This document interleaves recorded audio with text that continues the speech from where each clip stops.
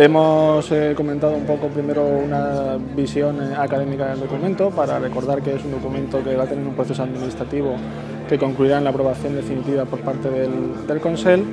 y que tiene una evidente vocación normativa de influir en las decisiones que sobre el territorio y el suelo se puedan generar en los próximos meses. Tras analizar un poco los escenarios que se han evaluado por parte de la Consellería en el documento, acerca de escenarios tendenciales, con una visión bastante crítica y compleja de la proyección sobre el territorio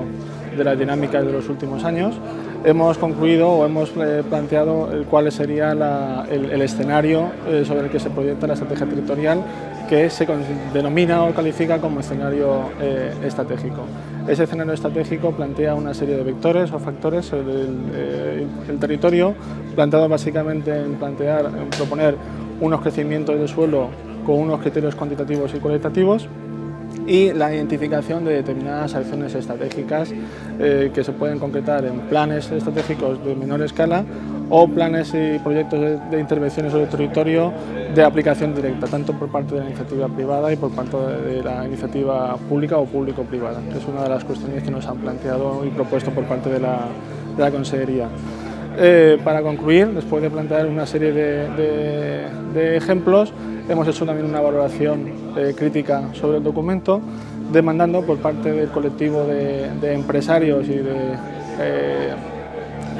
especialistas y profesionales que intervienen en los procesos territoriales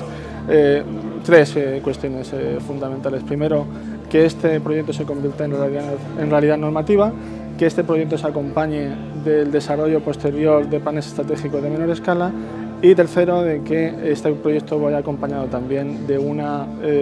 interacción normativa, de una reforma legislativa que contribuya a agilizar y hacer más versátiles los proyectos urbanísticos y territoriales de los próximos años.